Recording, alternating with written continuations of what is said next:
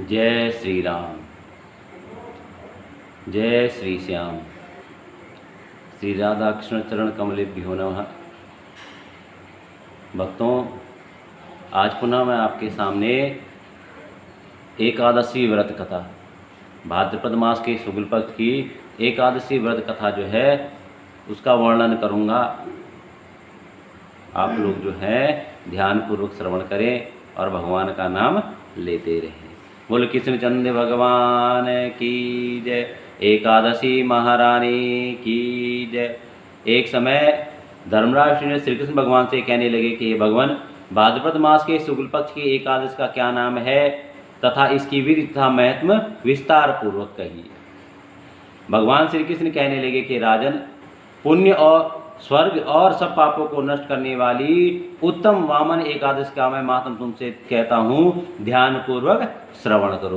किस एकादशी को क्या कहते हैं? वामन एकादशी भी कहते हैं।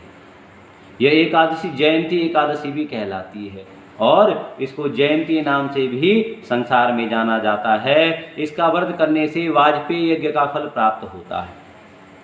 पापियों के पाप नाश करने के लिए इससे बढ़कर अन्य कोई उपाय नहीं है। जो मनुष्य इस एकादशी के दिन वामन भगवान की पूजा करते हैं वह तीनों लोकों में पूजित होते हैं। अतएव मोक्ष की इच्छा करने वाले मनुष्य को इस एकादशी को अवश्य करना चाहिए। जिसने भाद्रपद शुक्ला एकादशी का व्रत व पूजन किया उसने ब्रह्मा विष्णु सहित तीनों का पूजन, ब्रह्मा विष्णु शिव सहित तीनों का पूजन कर लिया। अतः हरिवासर अर्थात एकादशी का व्रत अवश्य करना चाहिए। इस दिन भगवान करवट लेते हैं, इसलिए इसको परिवर्तनीय एकादशी भी कहा जाता है। भगवान के ये वचन सुनकर युधिष्ठिर बोले कि भगवान, मुझे अति संदेह हो रहा है कि आप किस प्रकार सोते हैं, किस प्रकार करवट लेते हैं और किस तरह राजा बलि को बांधा, वामन रूप रखकर क्या क्या लीलाएं की, चतुर्मास व्रत के क्या विधि है तथा आपके शयन करने पर मनुष्य का क्या कर्तव्य है, सो आप विस्तार पूर्वक मुझसे कहिए।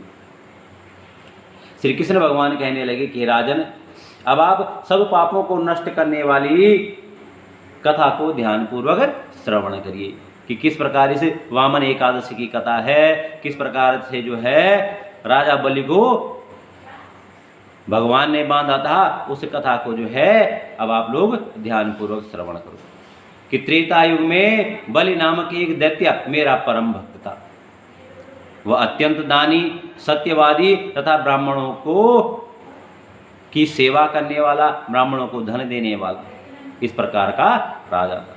यज्ञ के प्रभाव से उसने इंद्रादि सब देवताओं को जीत लिया।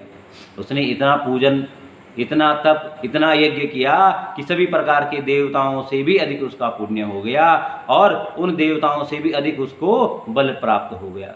और उस बल से उसने क्या किया कि स्वर्ग लोक पर आक्रमण कर दिया और इंद्र को वहां से परास्त कर दिया और स्वर्ग लोक पर उसका क्या हो गया? अधिपत्य हो गया। यहाँ तक कि तीनों लोकों का वह राजा बन गया। तब देवर्षियों सहित इंद्रादि सब देवता भगवान के समीप जाकर वेद मंत्रों द्वारा भगवान का पूजन और स्तुति करने लगे। अंत में भगवान ने वामन रूप धारण कर लिया और अपने तेजस्वी रूप से राजा बलि को जीत लिया। कि तब देवर्षि जब इंद्र को जो है स्वर्गलोक से निष्कासित कर दिया तो इंद्र ने अनेक प्रकार के देवर्षि ऋषि मुनियों के साथ जो है भगवान विष्णु के पास गए और विष्णु से कहा कि हे भगवान, उस राजा बलि ने, उस दैत्य बलि ने जो है हमें स्वर्ग से निष्कासित कर दिया है। किसी प्रकार से जो है हमें पुनः हमारा राज्य लौटाइए। तब भगवान ने जो है वामन रूप धारण किया, क्योंकि भगवान को पता था कि राजा बलि जो है वो बहुत बड़ा दानी है और इसलिए भगवान ने एक वामन का रूप, एक ब्राह्मण का, छोटे ब्राह्मण पुत्र का रूप धारण किया और उस राजा बलि जो है उसके राज्य में चले गए। राजा बलि उस समय यज्ञ कर रहा था और यज्ञ करने के बाद क्या होता है? ब्राह्मणों को दान देना होता है। जब भगवान वामन रूप धारण करके राजा बलि के पास आए और राजा बलि से कहा कि राजन, मुझे जो है 3 पग भूमि चाहिए, तो राजा बलि को लगा कि ये ब्राह्मण देव तो बड़ा तुच्छा सा दान मांग, बहुत कम दान मांग रहे हैं, 3 पग भूमि से क्या हो जाएगा। जब शुक्राचार्य जो राजा बलि के गुरु थे, दैत्यों के गुरु थे, उन्होंने यह देखा तो उनको तुरंत आभास हो गया कि इस ब्राह्मण में, ये जो ब्राह्मण देव है, ये वामन देव है, इसमें कुछ न कुछ विशेष बात तो है। और उन्होंने अपने योग मंत्रों से योग ध्यान लगाकर तुरंत जान लिया कि ये साक्षात भगवान विष्णु हैं, जो वामन रूप धारण करके राजा बलि को छलने आए हैं। उन्होंने तुरंत राजा बलि को कहा कि राजन, आप इस वामन को जो है दान न दे, यह वामन न होकर वरन साक्षात भगवान विष्णु के रूप है। यहाँ पर विष्णु ही आपसे दान मांगने आए। उनकी बातों को सुनकर जो है राजा बलि अत्यंत प्रफुल्लित हो गया। राजा बलि ने कहा कि साक्षात भगवान मेरे द्वार पर आए हैं और मैं उनको दान न दूं, भगवान मुझसे दान मांग रहे हैं, मैं उनको दान न दूं, यह तो बड़ा पाप होगा।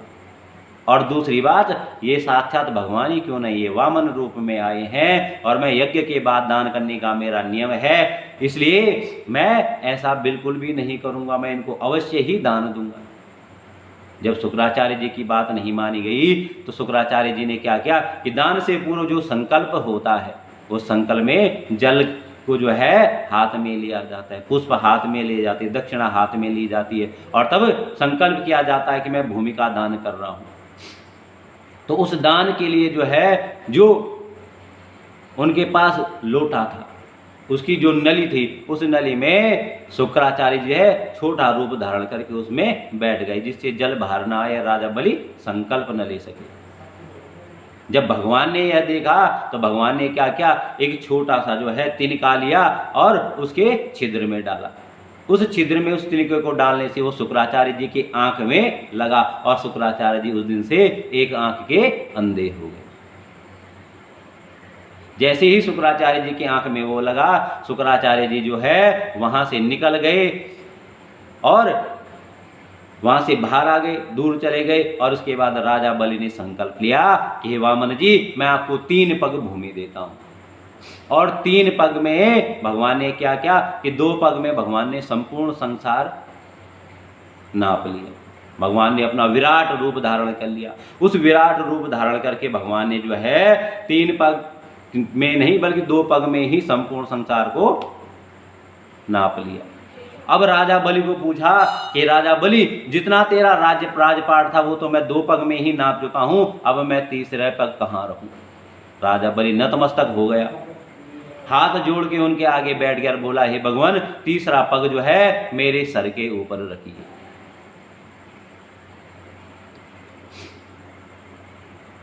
भगवान ने कहा कि जैसा आपकी आज्ञा।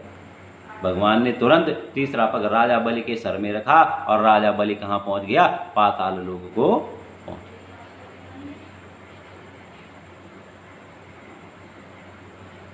तो वही कथा यहाँ पर आती है। इतनी वार्ता सुनकर राजा युधिष्ठिर बोले कि हे जनार्दन, आपने वामन रूप धारण करके उस महाबली दैत्य को किस प्रकार जीता। श्री कृष्ण बोले, मैंने वामन रूप धर के बलि से 3 पग भूमि की याचना करते हुए कहा कि मुझे 3 पग भूमि दे दो, इससे तुम्हें 3 लोक का दान प्राप्त होगा। राजा बलि ने इसको तुच्छ सी याचना समझकर 3 पग भूमि का संकल्प मुझे दे दिया। मैंने त्रिविक्रम रूप को बढ़ाकर भूलोक में पद, भूलोक में पेट, जनलोक में हृदय, यमलोक में कंठ की स्थापना कर सत्यलोक में मुख, उसके ऊपर मस्तक स्थापित किया। सूर्य चंद्रमा आदि सब ग्रहण योग, नक्षत्र इंद्रादि सब देवता और शेष आदि सब नाग पुण्यों ने गणों ने विविध प्रकार से वेद सूक्तों से प्रार्थना की। तब मैंने राजा बलि को हाथ पकड़ के कहा, राजन, एक पद से पृथ्वी, दूसरे से स्वर्ग पूर्ण हो गए, अब मैं तीसरा पग कहाँ रखूं।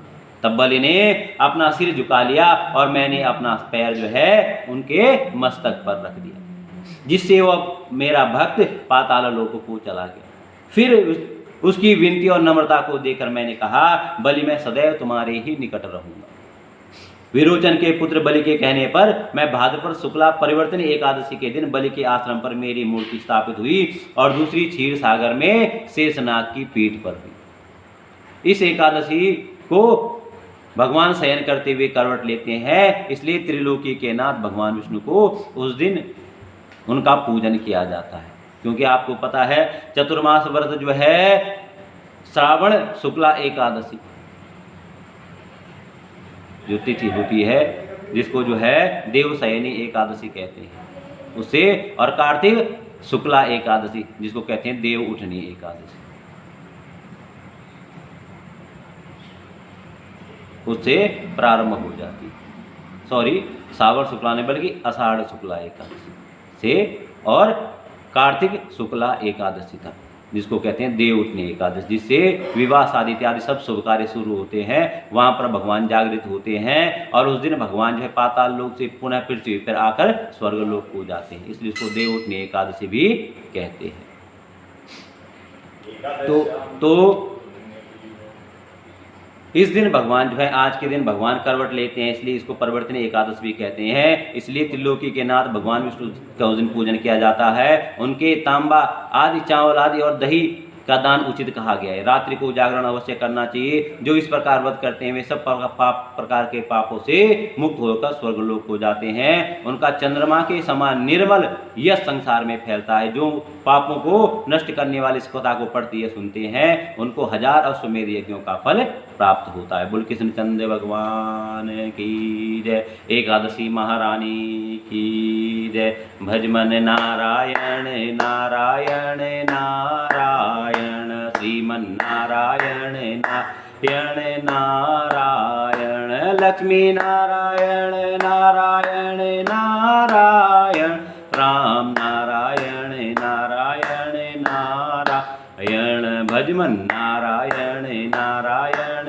नारायण, श्रीमन नारायण नारायण नारायण। बोल कृष्णचंद्र भगवान की जय। एकादशी महारानी की जय।